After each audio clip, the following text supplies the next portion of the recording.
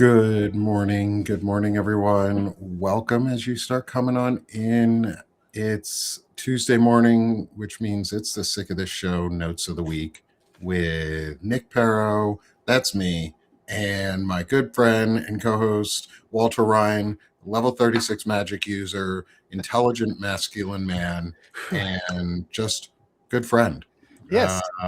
It's good to have you, Walter. How are you today? As people come on in, I'm going to start getting our show link out, make sure everybody on our subscribers know and people can come on in with us. How are you today, Walter? Good, Nick. And In the it's land always of the United States of fascism. it's always a delight to see you, and it helps kind of center me every week.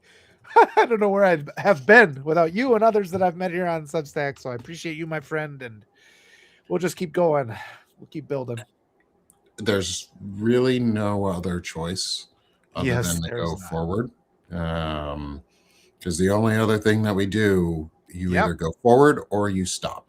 Yep. And if we stop, we lose. Yep. And the And only if way you fail is if you quit. So we are not going to quit. and if you don't try, Yeah. like I'm here for the try too. Like I'd rather try and get stopped, but still do the right thing than not even try at all. Yeah.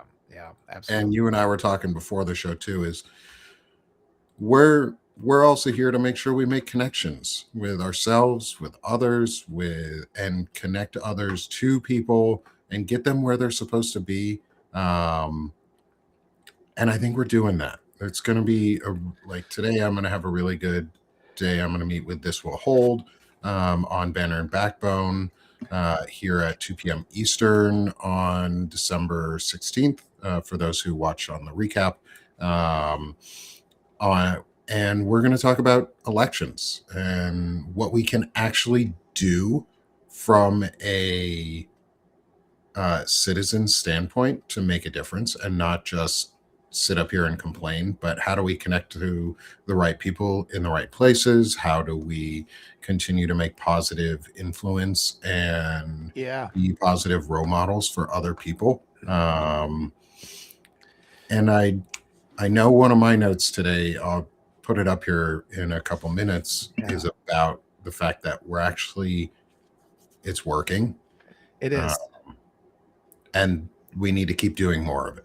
Yes. Uh, and what's working is we're being authentic, we're uplifting those around us, and we're not making it about us. I Yes. don't need to be the one who is elected. I don't need to be the one who is the expert in everything. There are so many people around me, so many amazing women specifically around us that are doing such incredible work. And I'm not going to say just women. There's so many people, citizens. I want to include like Ellie Leonard, Melissa Corrigan, Yeah. Shane Urick, and the work that say those three are doing just in themselves. Yes. Let's add Zev Shalev in there because he's doing an incredible amount of work on the Epstein stuff as well and in those categories. Those four individuals are doing so much work. Yes. Um, like, and I'm here just to help promote what they're saying and what they're putting out there. Um, because they know way more in those areas than I do. Yes. That's not my lane. Yes. That I stay in my lane. Um, and if I can be really good at my lane, then I'll let other people be really good in Yeah. their lanes. Because unlike Trump, we actually promote the best and care about Yes. the best because we have a equal and diverse pool of friends and people that we talk to, and we promote the best of them. Yep. I promote Well, all of them as best as I can, but we ensure to always promote the best around us as examples. yep. And Walter, before we get in, not to rehash anything that happened last week too Oh, man. deeply, I want to make sure to just rehash the fact that if you did not watch last week's episode, you really need to. I'll include maybe if I can the clip for the when Walter was talking about it, but there was an event that Walter saw he should have never had to experience.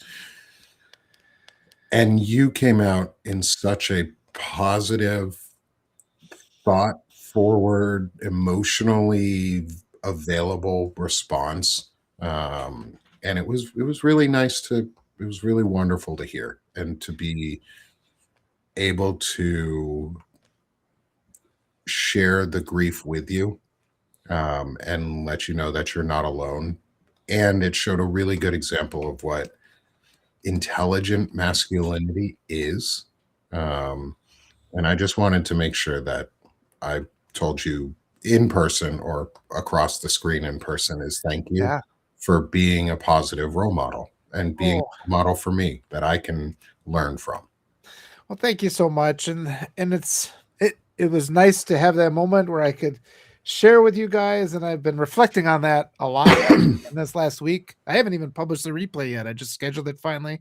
I've just been kind of sitting on it and thinking, and there's sometimes these thoughts just kind of build and build. And I was just reflecting. I mean, we don't honestly talk about our emotional state, and it's this complex thing. We have this one forward facing mask we wear, and the reality of humanity is much more complex.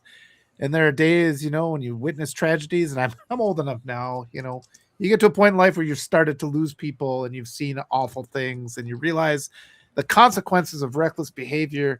And you know being the responsible person isn't the sexy thing, but it avoids these horrible, horrific tragedies that derail your life and ruin the lives of all the people around you.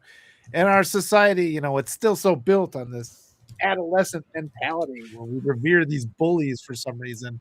And we just need to have more of those conversations about the fact that when something precious is lost, it can never be regained. It's gone forever. So we just have to tap the brakes, and wear our seatbelts and drive the speed limit and do everything right. And that's what we got to emphasize. And I see you're mentioning the people in the comments, and I see Patrick respects the truth said he's headed down to a town hall today to get back to what Nick was saying about, we don't have to run for president. There's all these little things we can do, little bit and little bit, and we are making a difference. We're making things better.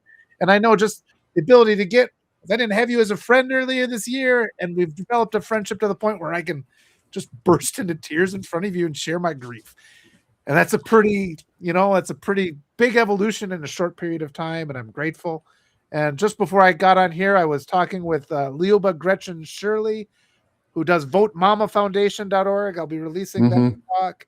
And it's just like all these wonderful people are out there. She's working to get mothers elected to office. We need that maternal kind of influence in our society. And Nick and I have said, I think our role here, we've kind of figured it out for the next couple of years. Do what we can to support these marvelous, wonderful women who are running for office, who have that viewpoint that, Nick and I don't necessarily have. We can be as empathetic as we want, but I don't see the world through the eyes of my wife, who's a mother and an immigrant. She endures things I don't understand. So we have to empower all of the wonderful women in our life. And it's been too long that toxic masculinity has been the ruling ideology of this nation. Yeah. And I totally agree. Yeah.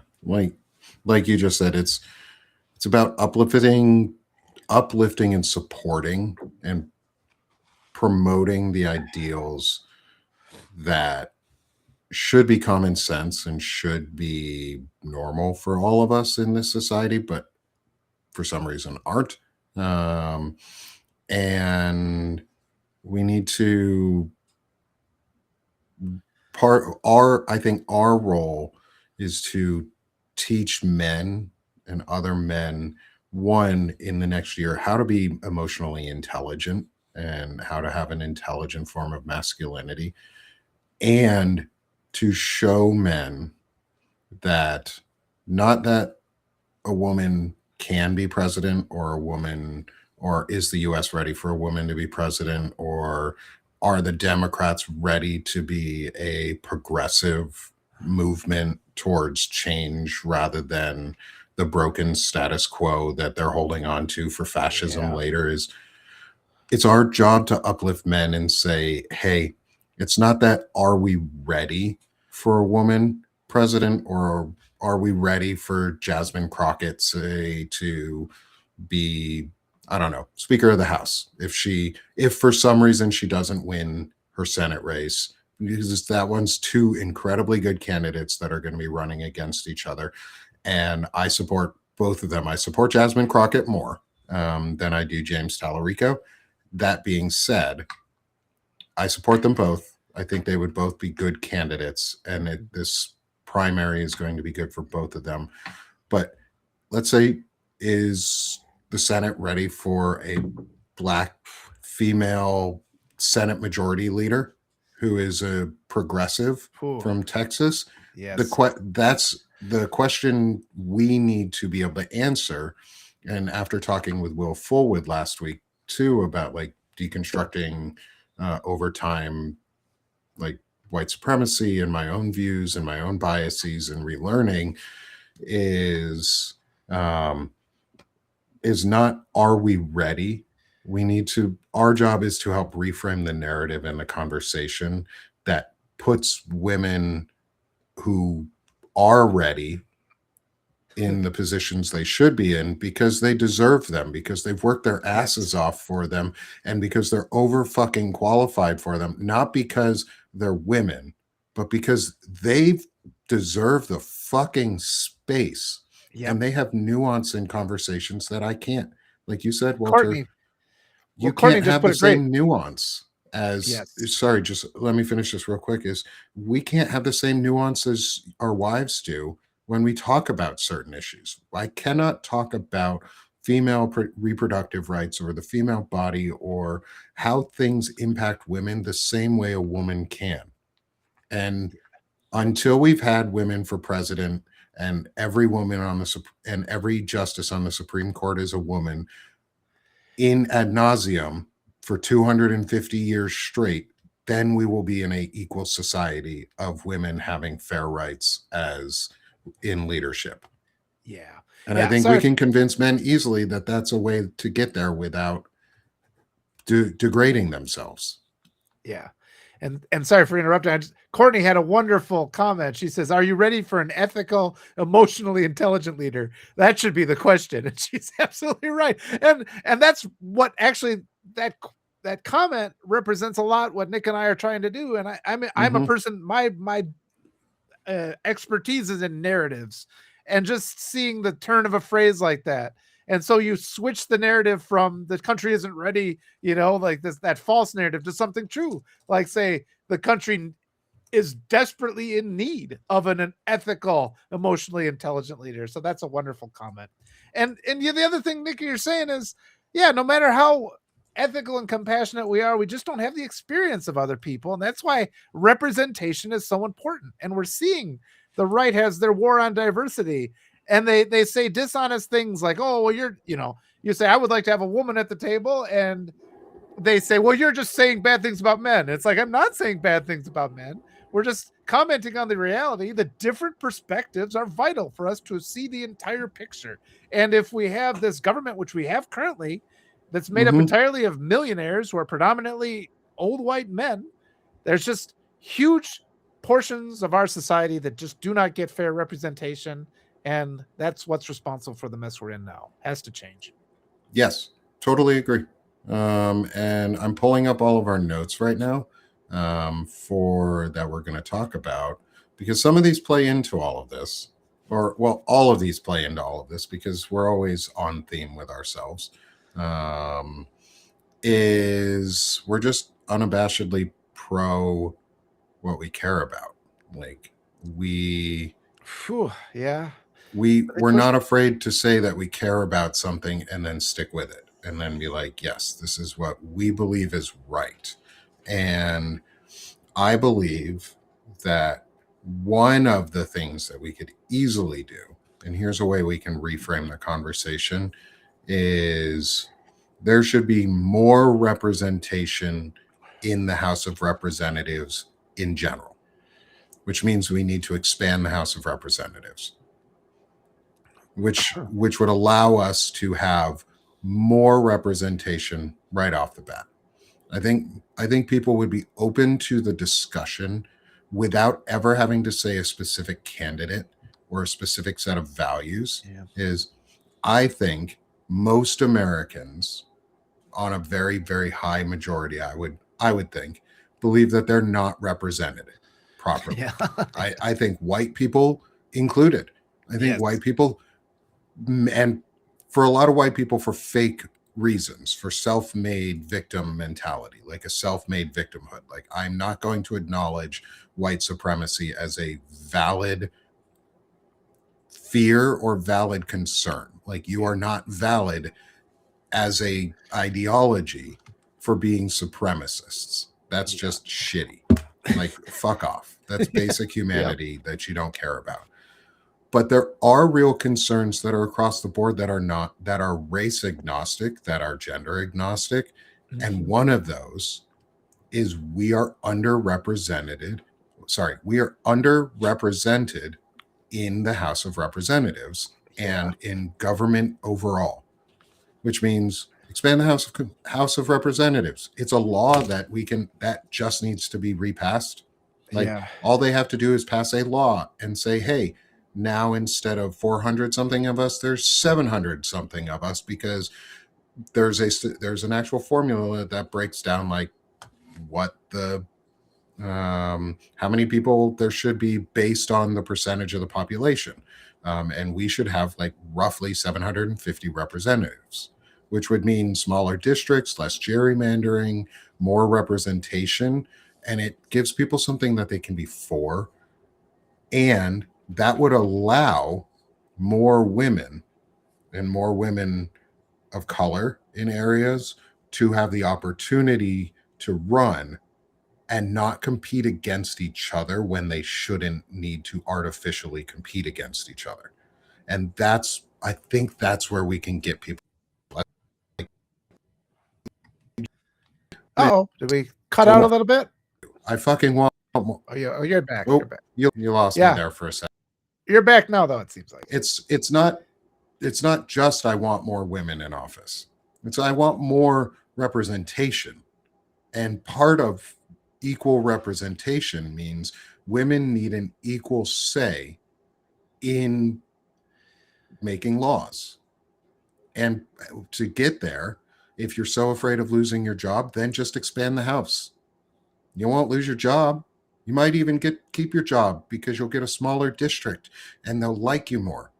But you'll have to compete in a diverse, small district that you can't gerrymander the shit out of. Sucks to suck. Yeah. And I think that leads into, I'm going to pull up my first note. I know I've been monologuing. Walter, you had something you wanted to say in there too. Oh no, I was just looking through a lot of these comments. Somebody had pointed out it was a little bit of a while ago, but it was coming to terms with. Yeah, here it is. Sean Flanagan said, "I just saw a screenshot on Blue Sky of a man saying that he was ashamed that he ever voted for Trump. How to reconcile our anger at Trump voters with the need to get them on our side?" And I think it's okay to be angry, and we have to make sure that they are sincere. The grifters who are looking at trying to take advantage of a power vacuum, we have no obligation to bring them back in. But the ones that are sincerely repentant, we should be able to have all these conversations then. All the things Nick and I have been talking about, if they're sincerely repentant, we can't say I don't want. They have to be willing to have gun control. They have to be willing to go for universal health care. Have those conversations. So give yourself permission to have these conversations you maybe wouldn't have had with other people because you're afraid, because we've all been kind of brainwashed to not demand a government that works for us. So if you've got somebody coming up say I regret my vote, say, okay, do you stand for human dignity now? Do you stand for tolerance of immigrants? Do you stand for reproductive, protecting the right to reproductive health care? Make those statements. And because you're inclined to not talk to that person anyway, right? You're not going to lose anything. It's not like talking to a family member where there's this other stress, and it gets you in the habit of talking about the things that we should all be demanding. So I think that's a good place to start, and you equip them to have the conversations. And you say, look, if you are sincerely repentant, go forth to your community and advocate for these issues too. And I think that's a good way to approach that. Yeah, and let's be honest too. Would you rather, as somebody who has information put at you, would you and doing this authoritatively and being authoritative, because I'm going to go into our note on how like we talk to people and how we make a difference, is Yesterday I got really good news from my wife was that people in my extended family I have never met and never thought or expected would listen to what I have to say are listening. They're hearing it. It's being shared organically.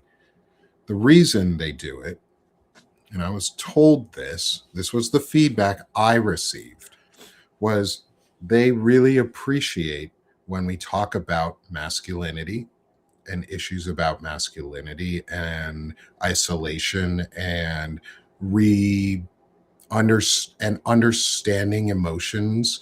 They People in our family like that because I'm not attacking them as a political entity either. We're not attacking your politics. I think people are so wrapped up in the idea that their politics are their identity that they Yeah. forget they have an identity behind it. And when you just start talking about the values, people care, people share it. I have extended family now that I've never met who may even listen to this show. And I hope they do. I hope they do. And I hope they appreciate the conversation we're having around them and the organic growth that they are showing. And the message that they're sending back to me is people are hungry for authenticity. They're fed up with the direction that we're going. And we have the power to win. We share because sharing is caring. You learn that in kindergarten and earlier. Sharing is caring. Yeah. And go share your favorite pro democracy creators and content with your families because it does make a difference. It Oh, does. hey, Elizabeth. It's good to have you in the conversation with us. Thanks for joining. Um, Elizabeth Raven is sorry to, I'm going to derail myself for a second. She is out of Venezuela and reports on Venezuela and commented on one of my notes from this morning about the most recent attacks. And I'd really like to get you on a show, Elizabeth, at some point because I want to talk to you about what's going on down there. I do a lot of reporting around Venezuela and the importance of preventing a war as much as we can and what we can do to stop it. And the one person I've been hoping to find is someone who's actually Mhm. in Venezuela, so we can talk about um, what's happening from an on the ground perspective because Americans aren't seeing that. Americans aren't hearing the true stories of what's going on, and we need to know that. And that way, folks who are, say, in my extended family who now maybe subscribe to me or have these messages forwarded that or these videos and podcasts forwarded to them in um, in emails or some way, like they may find all this and hear it and go, "Wow, this is we need this information. It's vital." And so I want to make sure people hear about it because the truth speaks loud. Like the truth is really powerful, especially if we get it and then put it out there. So, Elizabeth, I'll reach out if that's okay. I'd love to talk with you. I know Melissa Corrigan would probably also really enjoy speaking with you, but I cannot speak for her because I'm not Melissa. But I'll invite you to speak with the both of us because I think we'd both really enjoy getting to talk to you. Um, and I know Arturo Yeah. Dominguez restacks her work and her notes. So, Elizabeth, keep doing what you're doing. I trust what Arturo has to say around Venezuela and what's going on there too. And so, knowing that he trusts what you're saying Yeah. is important. Um, so, sharing is caring. Walter, what do you think? No, it's absolutely true. I was thinking about Elizabeth. Bienvenidos, Elizabeth. Ten cuidado, estamos apoyándote. Es un país hermoso. Hace 20 años estaba en Venezuela. Mi esposa es de Perú. Y sí, es un país, la gente son muy agradable, muy cariñoso. Y espero que evitamos un acto horrendo de nuestro país. Y estamos apoyándote. I just wanted to say a couple of things. I was thinking about the country, and yeah, I went to Venezuela 20 years ago just because the U.S. government, and it's been in it's the oil is what the United States is looking at. It always has been, and I went there just because the United States government said not to go. So I spent a month in Venezuela, and it's the most wonderful place. The people there are great, and yeah, I've still got a lot of friends that are in contact with me in Venezuela, and it's just another thing about the United States. The people, and the people in the United States just don't understand what South America is like, and so many people have never traveled, and they need to travel. They need to see what these. You run, and Arturo's so great about this too. You run into so many Americans who have misconceptions about so many things, and as part of it is our job to tell them, these countries are great. And a lot of things that they do are much better than we have here. And it was in South America that I first got my experience with people that just accepted you for who you are. And it was the first time I lived in a country was not a white supremacy based country like the United States is. And I didn't understand it then. I didn't fully understand it when we moved back. It's taken me this long. And I guess a lot of this comment you wrote too, I've been wanting to tell people you shouldn't feel it's a hard process. We have to reprogram our subconscious mind. Our conscious mind reprograms our subconscious mind. And what I found out, it's an effort. It's an effort. It's like, this goes back to that comment about the people who supported Republicans before. You have to make that effort. It's like learning something. You want to learn to be an electrician. The first 10 times you install an outlet, you got to think. But after you've done it for a year or two, you're just going to install an outlet like this. And embracing a way of compassion is like that, reprogramming our minds so that we are subconsciously always compassionate. And I've made this effort, and I've had people come up to me and say, Walter, the thing you said or the thing you did was so kind. And it was something I did on autopilot, like driving home from work, just because you reprogram your mind so you're kind all the time, and it's not taking effort to be kind. And I think that's a real problem in the United States. You see these ads where men think all they have to do is buy their wife an expensive piece of jewelry, and all of a sudden they're a good husband. That's not it at all. If you want to be in these healthy relationships, you have to reprogram your subconscious mind deliberately with your conscious mind so that every interaction with your child is a good interaction, or your spouse or all the people are important to you. I go back to there was a line in the Indiana Jones in The Last Crusade where the father thinks the son has died, and he said, I never told him anything. 5 minutes would have been enough. And it's kind of a sweet moment because it's that moment of regret that most people have. And it's kind of stayed with me. That movie came out in 93. And I've resolved to not make it so I would ever say that, every minute. And it does take more than 5 minutes. But at the same time, those 30 seconds of kindness is something that might resonate with your child or your spouse or all the people close to you for the whole rest of their lives. And it's those little acts, the people that are feeling despair over all the things we're facing now. Those little acts of kindness are what make all the difference. Little tiny things. So just keep with it, keep doing good works, and we are going to be victorious.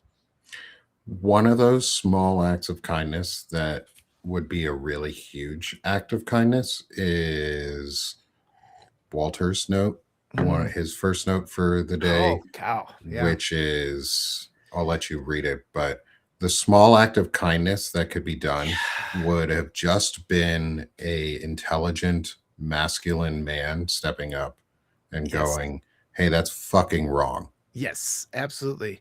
And this has been an interesting note. There's been a lot building on this, but so the note is James Carville attacking Crockett is no different than the president disrespecting a reporter. Other Democrats have to speak up and silence that asshole. and so what the first thing I'm referencing there is when the reporter was just asking completely reasonable questions to the president. He called her piggy. He said all these horrible things, toxic masculinity, disrespectful, unaccountable. And there was some backlash to the other reporters, in that press room that they didn't say, Mr. President, those words are inappropriate. And that's important. It is important for us to stand up.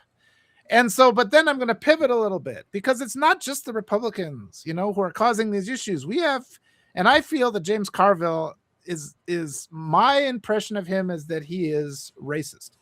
And, Jasmine Crockett just entered the Senate race, and Tallarico's in there. He's been saying wonderful things.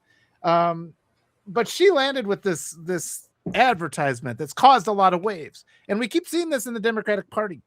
When certain progressives start gaining momentum, the establishment Democrats come out and they take the wind out of their sails. And so what he said was, it was one of those criticisms, where we always see this. One of the traits of racism is that white mediocrity is praised, and the example of the Obama presidency versus the current presidency. No matter what Obama did, brilliant speaker, articulate, and just everything he says is so forceful and powerful and just a wonderful speaker. He never gets any credit from the right wing media. And then the guy that's currently in office and then now can't put two words together. But you would see, there would be a criticism. Well, they'll take Obama and they would say, well, it was good, but, whereas the guys that are mediocre get nothing but praise. And so when James Carville come out and he attacked Crockett, he started saying, I've won elections, which isn't true. And he starts just demeaning her with his criticism of her advertisement or her political ad that was so effective. And I've just had enough of it. I've had enough of these Democrats doing that. But then so I think that we need to push back. We can't be, he gets money from the American Bridge. It's a PAC. So he's paid as a consultant. And so essentially the money you donate to the Democrats goes to him. And then he uses his podium to take the wind out of the sails of Democratic candidates. And it's just one of those things. Not helpful. Not helpful. And here's where it gets really interesting too. So I posted these things online and somebody said, well, he's no longer relevant. Carville's no longer relevant. And I thought about those things because it was from some of my readers and I'm like, is that true or not? I was thinking about it and said, like, again, I can say it's not relevant, but because like the attacks of racist related attacks don't hit me the same way they hit, people in the Black community or other communities. So it's really important for us not to say, okay, Walter, don't be critical of Carville because he's irrelevant. You're just giving oxygen to him. We have to encourage our other Democrats to say, look, buddy, the things you're saying are going to drive voters away from us. And and it is just interesting the way that they constantly want to go back to that established way. Because what you really see here is he's afraid of a progressive. He's afraid of a Black woman getting a position of power. And he's just got that conservative mindset. So I appreciate, though, that the comments I got from my readers. We kind of, over the week, we went through this a little bit. And one of them even said to me, he's like, I think you've convinced me. He said, at first I thought it wasn't, we could just disregard him and the problem wouldn't be there. And because a couple of you were saying we need to focus on the overt Nazis and the guys out marching in the street. And I was saying, those guys are just the sacrificial pawns to distract attention. The real enemy is these guys in the center, like Carville, who are maintaining these systems of oppression and acting like. And I referenced again Martin Luther King Jr.'s his line from the letter from Birmingham jail. We only ever read the "I Have a Dream" speech, but in the letter from Birmingham jail, he writes, and I paraphrase this a little bit, but he says, "I have almost reached the regrettable conclusion that the greatest stumbling block in the stride toward freedom is not the white citizen's counselor or the Ku Klux Klanner, but the white moderate, who is more devoted to order than to justice, and who prefers a negative peace, which is the absence of tension, to a positive peace, which is the presence of justice." And that summarizes the civil rights era. It summarizes what we're going through today. It's what we're going to continue to endure until, we actually establish equality and justice in our society. So think on those things. I think the true enemy is people like Carville, who maintain an unjust system and try to, using fear, try to keep us to be silent. Yeah, no, I have no disagreement there. I think Carville's a piece of shit at this point.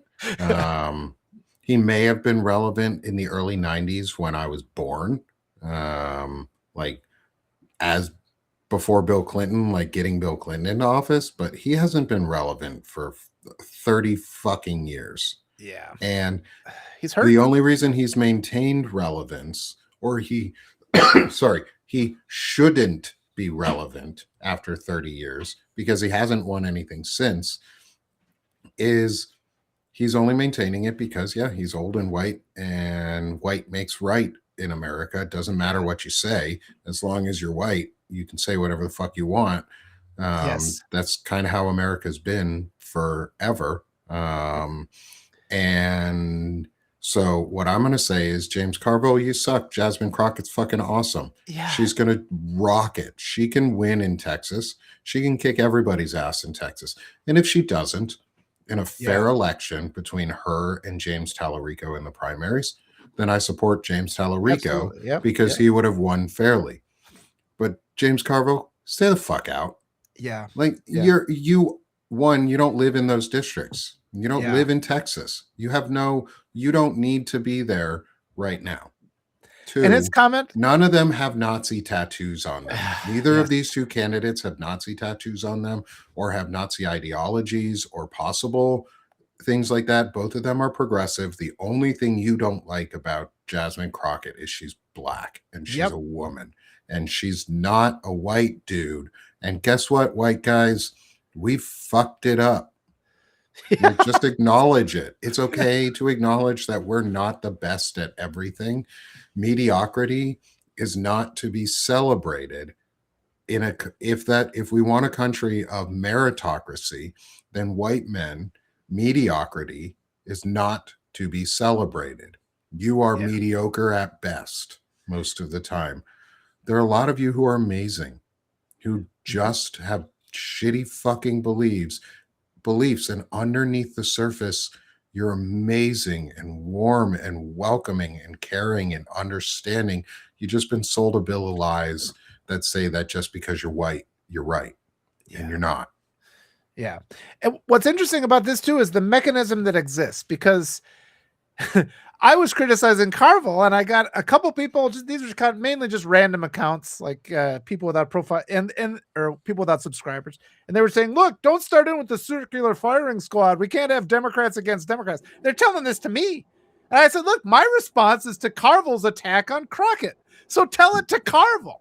But it's sort of like how they always kick it down the road where you have that establishment, old money, ideology where they say that nothing they do can ever be criticized, but they're allowed to criticize the rest of us. And it's bizarre because it's like he isn't relevant. He's not relevant at all. And how is he able to just smirk and just be on a podium and be covered by the news all the fucking time? Because it's like he's distracted. We're looking at all these other places thinking that they're the enemy. And I think it's guys like him. And it's guys like him who prevent progressives from getting into office by telling these lies, using their point. He does it in a way he's hiding his racism by, like this criticism. Well, I'm going to give you some constructive criticism, which is unfair. And all of us have been in classes where we knew the teacher just didn't like us and nothing we did was ever going to get a good grade because they just had something against us. That's Carville. And the other Democrats, long since time, the other Democrats have to stop kidding around because it's becoming obvious. And this has been a week of great progress because I had a couple people just write me back and say, Walter, it's like you changed my mind on this. And it's like it's been so hard to erode the power structure of the moderate Democrats that refuse to work with the progressives and then blame the progressives for everything. We're seeing that crumble. The cracks are starting to be there. And we're on the edge of a power vacuum.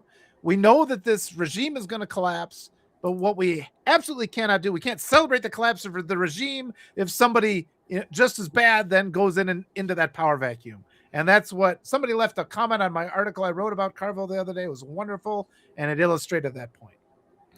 What I want is not to have a Gavin Newsom president in 2028 because he is the epitome of the establishment. He runs a good social media account through Camille Zapata, and she does an incredible job. And he's done some good stuff. That said, he's also allowed the incubation of the techno-fascist takeover of America, and continues to fund a lot of the projects that are really bad for what's going on. And he's just a slick talking suit. Whereas someone like Jasmine Crockett is a person of action and accountability in Congress, and she's not just a suit who's going to change her opinions on the fly to meet the moment. She also doesn't do podcasts with Steve Bannon. Can't have that. that's probably like a good starting point is don't do a podcast with Steve fucking Bannon, who's in the Epstein files. And Yeah. Jasmine Crockett has the advantage of, if we want to go on like a state idea, is people love her in Texas. If she can win in Texas, she can win anywhere. Yeah. If she can win in Texas at a state level for a Senate race, she can win anywhere for Yep. whatever race she wanted, whenever she wanted across the country. And she should. If Yes. she wins in Texas, I hope she does use it as a starting point to then go to a presidential run. Or if she does really well in Texas but doesn't win, I hope she still runs for fucking president, Yeah. because Yeah. she would be the best, one of the best candidates. Because, like we talked about, the future is not me. The future doesn't look like me. Yes. The future looks like everybody else.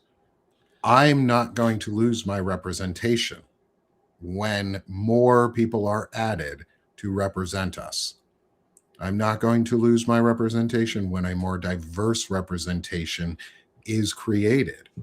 And I'm not afraid of that, because the most impactful people in my life who have taught me the most throughout my careers, throughout school, have not looked like me. They've been women, they've Yeah. been people of color, they've been other men too, but they typically don't look like me. Yeah. They don't look like me because I purposely go out and find diverse crowds to go and learn from, because it just takes a little bit of personal effort to want to grow. And James Carville doesn't have Yeah. any.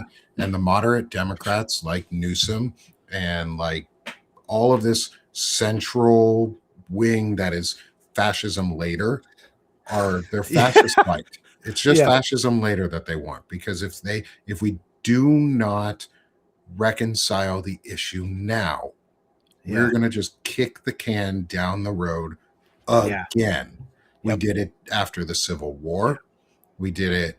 We tried to do it on a world basis after World War II, but we didn't do it in the US. We did not confront it in the US. And Yes. we're not confronting it now. Yep. Again, we need to confront it head on, and that's push assholes like James Carville out. And one of the ways we can continue to push assholes and centrists and the old guard out, like James Carville, are as if on Trump is if Trump plays fuck games on the release of the Epstein files, everyone needs to begin immediately demanding for the impeachment and removal of the regime. Because at that point, they're violating a law that was unanimously approved, minus that one bigot, Clay Higgins. Yeah. That guy. And it's the most basic of failures to faithfully uphold the laws of the nation. It would be a cover up on the most massive scandals, and Congress would finally have the oomph to say, hey, we voted on this unanimously the first time. If he's not going to follow the law faithfully, then we can kick him out. Yeah. And so I think we should.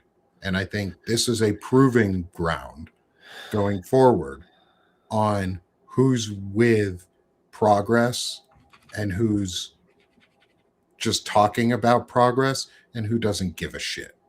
Yeah. Because if you vote against impeaching, and this is where we all have to speak up to really loudly on this and continue to push this and make this the narrative, and everybody should be calling their representatives about this and senators and talking about this and discussing this, is if they fail to release the Epstein files on 12/19, then the regime needs to be impeached. And anyone who continues to help in withholding those files, who is an elected official, should also be impeached. If you can be impeached and you are helping to cover up a child sex trafficking, child rape, child abuse, and international adult sex trafficking, abuse, and Yeah. rape, and it's like they would be covering it up. they would have gone right over a near unanimous congressionally approved law. You can't, in a time when we can't get anybody to fucking agree on anything, Yeah.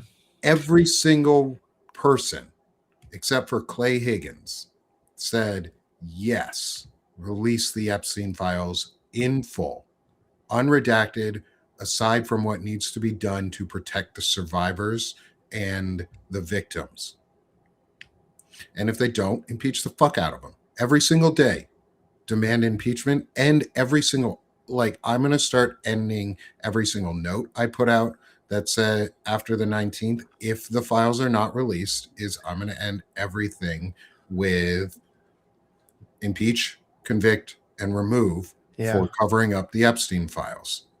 And Yeah. that's, everybody should be doing that. And how does this help get rid of folks like James Carville? Because he's not going to demand it. Yeah. And when the people overwhelmingly start demanding something, Yeah. then the parties start to shift. I am not a party person. Yes, I vote Democratic more often than not. Never voted for a Republican.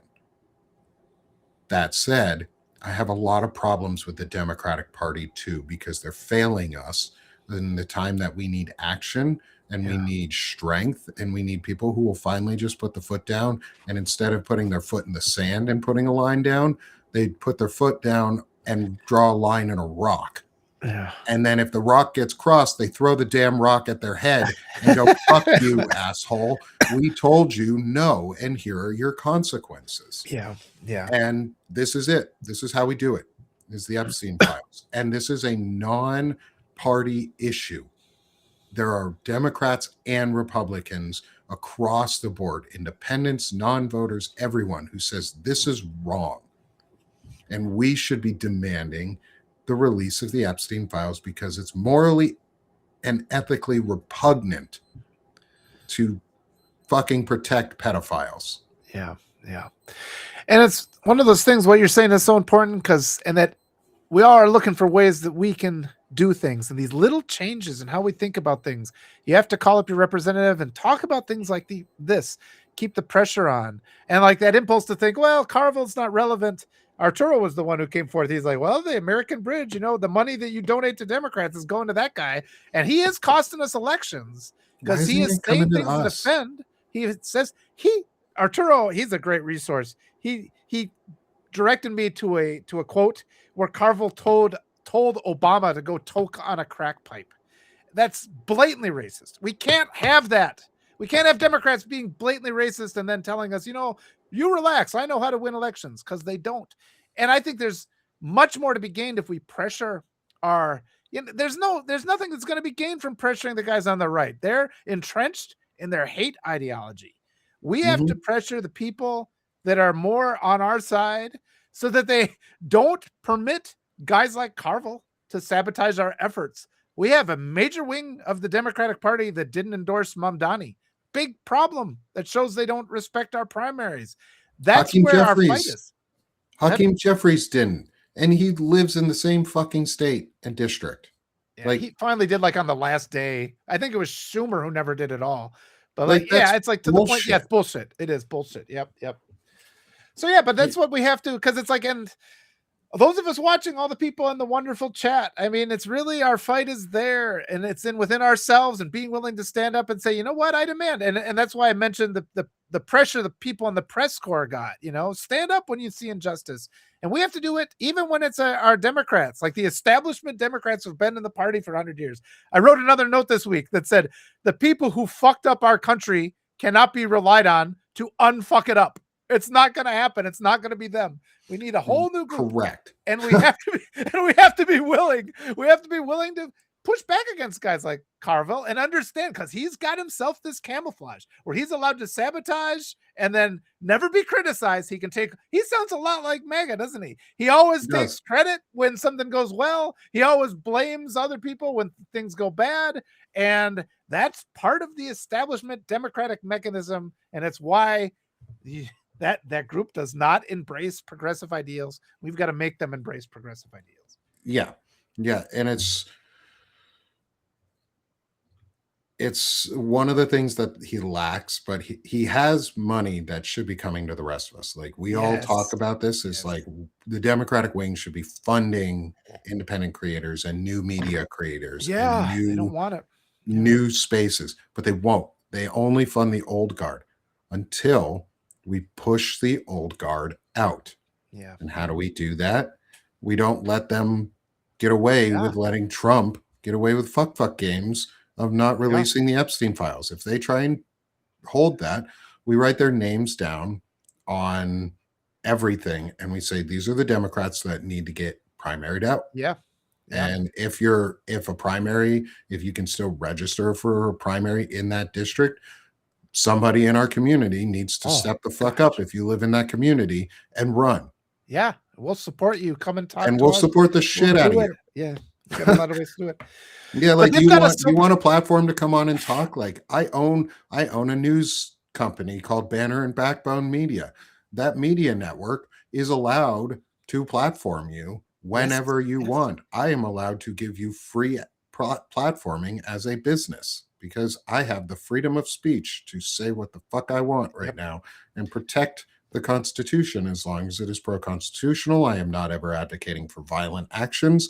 It is peaceful and it is patriotic. And if you want to come Yes. platform yourself, if you are running for an office, send me a message, send me your campaign website, send me some relevant information so I can look you up and we can have a discussion and I will platform you. Yep. Because I want to make sure I'm platforming legitimate people. And we identify who these people need to be by demanding the release of the Epstein, by demanding that Trump and the regime be held accountable if they do not release the Epstein files by the 19th, which by the way is the last date that they are supposed to be able to release them, not the earliest date of release. This is the last date. They've been able to release them this entire time. Yeah. If they don't release them after the 19th, they are effectively and legally concealing evidence and concealing and covering up legally required documentation from being exposed to the public, and that is a high crime and or misdemeanor.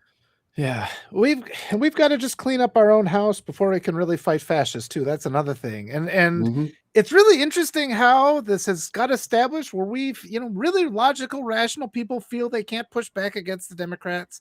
But that puts us in this really tough situation where when we're trying to talk to somebody who's Republican, they can throw out all these examples of corruption within the establishment Democrats. And then we're stuck in this uncomfortable feeling like, well, we have to kind of defend corruption within our own party. It's like if we just go after guys like Carville and call up our representatives, say, if you give any money to a guy like Carville, we're not gonna give you any money at all anymore. Get them out of there. Mhm. And wonderful. I'm glad you brought up this comment. I'll read this because this person had this great response when I was going on about Carville and just talking about this issue. Because so many people are like, he's not relevant. Let's keep our focus on the pure Nazis. And this guy says, I agree with what Walter said about the moderates. Here in San Francisco, we currently have an entire group of people who are calling themselves moderate Democrats who are running for every office they can in order to entrench themselves in city and state government. They've already done it before with the Board of Supervisors. We're now aiming for Nancy Pelosi's seat in the upcoming election. Guess what kind of money is behind these moderates? Every type of billionaire real estate and property developer, corporate lobbyist, and venture capitalist you can think of. They're using diversity and family-based language to make it sound like they're all about families and all are welcome, when in fact our billionaire millionaire, who has never had a real job in his life except to be the heir to the Levi Strauss fortune, has already given all of our city services over to AI and every kind of corporate deal they can come up with. Our libraries, our museums are now promoting AI programs. Our city websites are full of AI blather. He's actively cutting bus and train services and times while giving street priority to Waymo, Lyft, and Uber. Waymo and other autonomous vehicles are all over town despite the city having specifically voted them out. What I'm trying to say is our mayor got into office by promoting himself as an alternative to corruption, and now he's the front man for the corruption. All of his supporters call themselves moderates.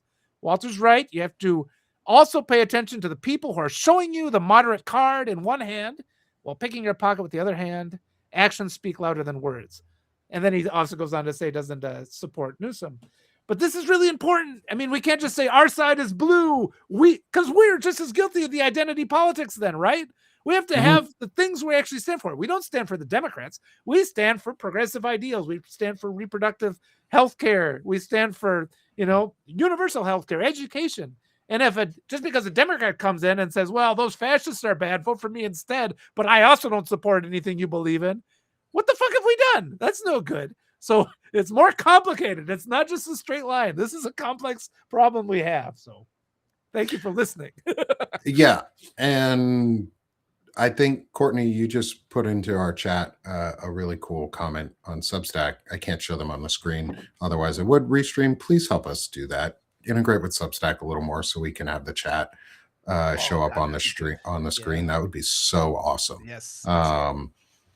And the thing is, Courtney says, is cool. Cool. Time to start countering by getting some democracy lovers into office as Oh quote boy. progressive Yeah. conservatives. Yeah. That's a Um, good idea, actually. Really good. and that's I mean I've talked about that. Is conservative is not the opposite of progressive.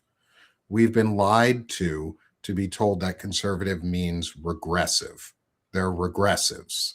The opposite of progress is regress. You go backwards if you do not go forwards. So progressive and conservative can be in the same statement because I'm a progressive conservative. I want to conserve the ideals that are laid out and the freedoms that should be guaranteed for all in our Constitution. I'm a progressive because I want to make a more perfect union, which requires progressing forward to become a more perfect union. So I'm a progressive conservative. I like the idea of doing that because they're not really that different. That's why we don't, that's why when we talk about ideas and stuff, we don't, Walter and I, a lot of times are attacking both parties, but we're attacking the ideas and not um, the personality of it. Like we're saying like this is a bad idea and here's why. And here's a good idea that you can be for that instead. And this is something about like we have to promote people who are for good things and for things that we like and care about and want. And moderates don't do that. Correct. Progressive a progressive does. And whether that the problem is like I'm ready to move past the word conservative altogether. Like we don't use liberal very much anymore. Let's drop the word conservative um, and just start using regressive for them. I know, Walter, you and I have had conversations on this and the feelings around Yeah. conservative and the importance of that word. Um, but yeah, we can take over both. Like we can take back the word conservative and make it mean something. But also, this is just another example of why I don't trust Gavin Newsom. Um, and not because Newsom is doing this, but because this is what he's Yeah. fine with. This is Yeah. the type of politics that he wants. They want the AI takeover. They Yeah. want all of this stuff that isn't producing any money, that isn't producing value, that isn't helping us and returning good for us because nobody's getting anything back from it. We're not getting dividends and returns on our investment into AI. We're not getting basic income or basic food security. Um, and what progressives promote and advocate for, like myself, is universal food care for children Yeah. Yeah. that gets that gets served at Yeah. school. Yeah. It would replace school lunches by universal paid food all year round. Food Yeah. cooking staff for schools would we can talk. I want to have a full conversation on this idea with you. I think you'd really like this, and I Yes. want to get this promoted out as an idea out there in the zeitgeist because I actually want to get legislation written for this because I think this is a non-partisan issue. This is a party. This is a country issue. This Yeah. is a progressive and conservative issue. Is pro-life for kids. Is pro-lunch for adolescents and youth, or the playbill um, that would feed kids year round because kids deserve food. Yeah. Yeah. And That's moderates true. would not fight for that. Moderates don't want that That's type of things. They want the status fucking quo. They want us to slowly get into fascism yeah. and slowly get taken over. But they don't have they don't want to feed us. They don't want to educate all of us. That's expensive. Yeah.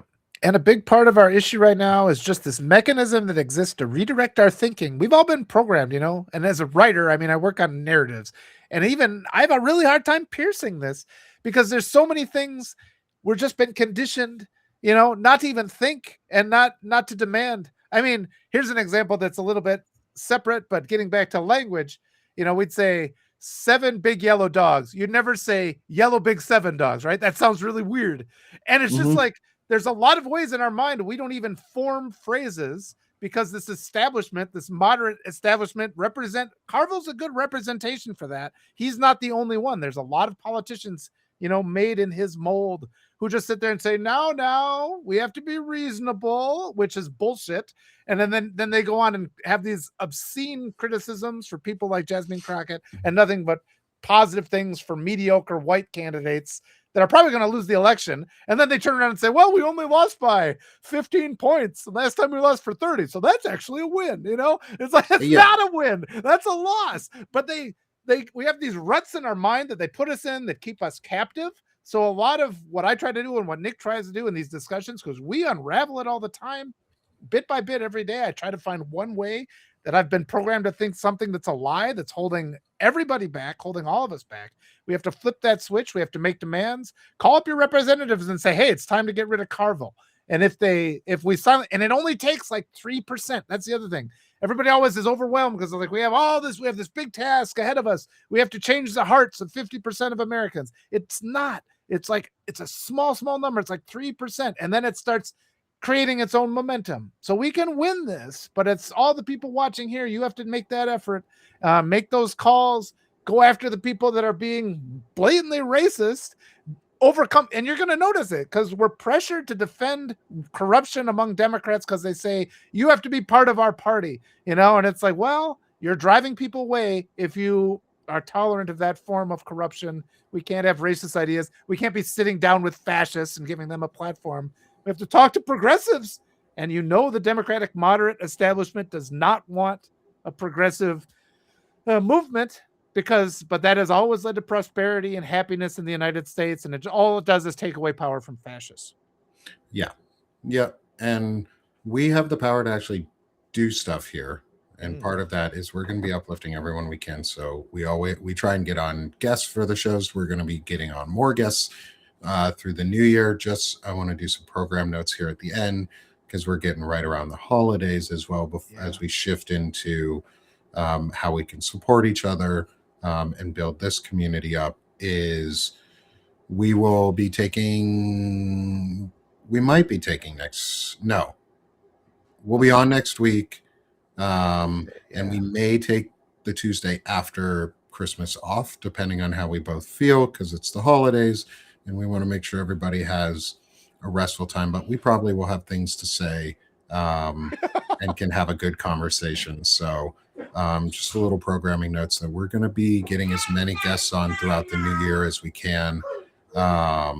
We have a lot of friends we want to talk to, a lot of really good people. We're going to be promoting as many people as we can. And that's the next step, is promote yourselves out there too. Is if you have good ideas, if you are right and you are morally and you're following a morally centered pathway, and a morally and ethically centered pathway that values dignity and values life, remind other people around you of that, and they'll start listening to it because it's right. It is strong and right. Make it country over party again. And let's make it fun and enjoyable to be with us because we have morally and centered and ethically centered values that people care about and that people want to listen to. And so part of all of that for us is also sharing each other and making sure that we build this community strong. And one of those is, first off, credit again, because we haven't talked about it in a while, is credit to the artwork on the show for the background goes to Walter and his daughters. The it, Thank you for providing this art so that I can display it and show it Hey, off for people. I love being able to expand the creativity and add to the creativity out there and show people that it's okay to be creative. So that's why we do our notes of the week. And so go support Walter because he talks about intelligent masculinity. He is intelligent and masculine, and he is vulnerable and he's willing to share. And he's helping teach other men how to do it, even just by existing. So go support Walter, become a paid subscriber with him. Walter, sell yourself anymore if you oh, want to. yeah, that thank you so much. That's so wonderful. My daughters, they make me so proud and I appreciate it. And I just, as I was telling these people, it's like we were talking, have grace with yourself. I was talking about this with Will Fullwood, how exhausting it is. We're trying to have talks about anti-racism. We have to have talks about integrity. And it's just that effort of reprogramming yourself. It's not easy. We need to support each other.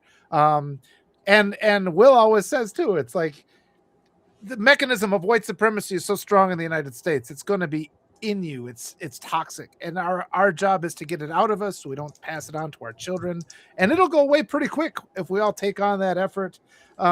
It's hard at first. The first days are hard. It's like anything else. Like if you give up drinking, it's tough for a couple weeks, and then you get a couple months in, and then you're not thinking about it anymore because you've reprogrammed that subconscious self. And now you're just spontaneously taught yourself to do acts of kindness without even thinking about it. Mm-hmm. You start having all the love in the world that you've always hoped for and wondered why you don't get. It's because, it's like you're constantly doing things. You become that asset to people. And that's what we're working on, but it's difficult. And we're here to support you in things like that. I realize the holidays are coming on. Everybody's up to their eyeballs in expenses.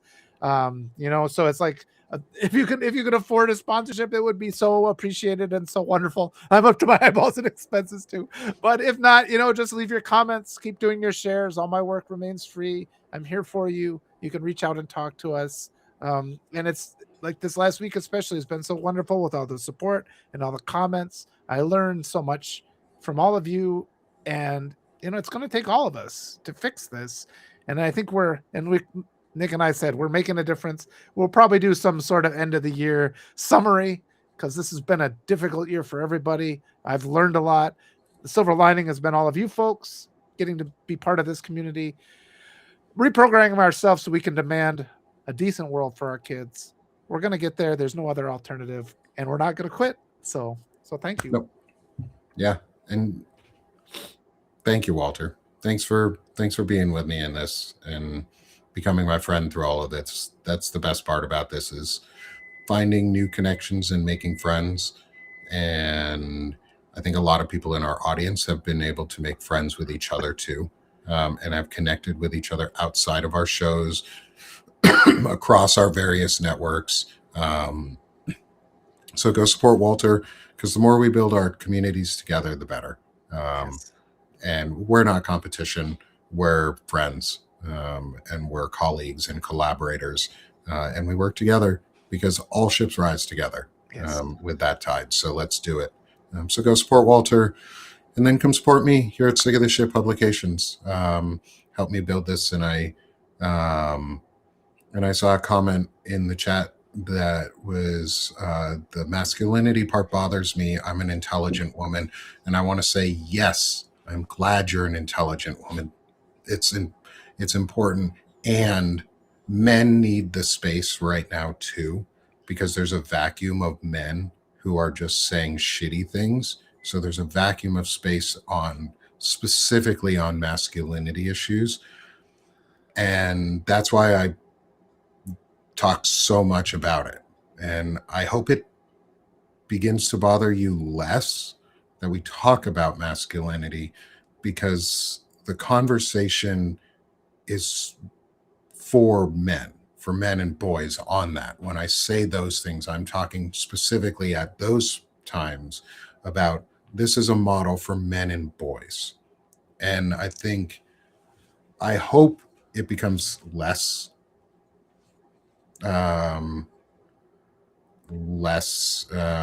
bothersome for you. as you continue joining us in these conversations and listening in, because we need a space that we don't feel bothersome just by being men, especially if the thing that we're doing as men is positive. It's like I'm not going to come into an intelligent woman's space and go, yeah, but I'm an intelligent woman man too. Look at me here. That's a little bit of pick me, my friend, and it takes away from the idea that we can have a safe place to have these conversations too. Um, and part of that re-education process is we need to stop nitpicking when we're doing the right thing. Like it's I'm okay curious. to be it's okay to keep some comments to yourself. I'll end it with that. Yeah, But and some words, I mean, it's hard because some words people have a reaction to, and it's just we were talking about that before with conservative too, and it's just I'd like to hear more from what we need to do. I'm always open. I want to be yeah, better. Just that's yeah, really I Nick want to be wants to be better better too. too. So yeah, I want to be better too, and I want to make this a place that women feel comfortable coming to. However, and my primary target audience are not the women who are intelligent because you're already intelligent. I don't need to make you guys smarter. I'm here to make men smarter and make yeah, boys smarter and help teach men and boys because yeah, I have so much I can still learn, and I yeah. want to learn from powerful, incredible women. Um, and men need a space that say, "Hey, you're welcome here too," and you feel good. And we're not gonna downplay the importance of that space by doing the whataboutism or the straw man arguments on. But I'm also a person. Can we look at this? Yes, we can. How you can do that is if you want to feel in a place where isn't specifically about masculinity, come to my Monday shows where I do chronic illness discussions with three amazing women every Monday, and we bring on guests and we talk about chronic illnesses and health related issues in an intelligent way for non-gender specific issues. But there's a gender issue in this country, and I want to Oh, fix it. there is, there is. There's a men's issue in this country, self-made men's issue in this country, and I want to fix it. And I want to be a part of the fixing it. So let's make that space where masculinity may, yes, be a negatively viewed word by a lot of people. But if we're trying to teach men and boys how to be positive influences, we have to respect the spaces that they want to be able to go to without rhetorical arguments that downplay the importance of them. Um, and you can find different places and different spaces for any of us, and we're on various shows. So if this show may not be about you, then great, come to one of my other ones. I love an audience. And if you disagree, also great. I love an Yes, audience and like to have these conversations. yeah. um, Feedback is always and important. We listen to it and Mhm. try to And do better. feedback is, yeah. And we listen and we read all the comments, and I might not respond to all of them on the post show, but I read all the comments, and I see what everybody is saying in the shares, and I appreciate them, even if I don't agree Yes. with some of them, as long as they're respectful, and as long as they value the space that we're trying to create. And so I've held Walter a little bit longer. I've got to jump Oh, because I've got a meeting here in 15 minutes. But I really appreciate you, Walter, for I do coming too. on You too, Nick. and being with me and being a friend over this past um, Tough year. 6 months almost now, Yeah. if Wow. not longer. And yeah, better humaning is, Yeah, as that's a great Courtney word. put in from Stephanie Wilson. It's a thing that she works on. Is it's a better humaning project, and so that's what we're doing. Love this, guys. Love this space. Yeah. I'm Nick Paro with my good friend Walter Rhein. This has been Notes of the Week on Sick of This Shit Publications. We will be back next Tuesday, have another incredible discussion. It may just be the two of us again. We'll see. We'll Yeah. figure it out. We'll have some fun. We always do.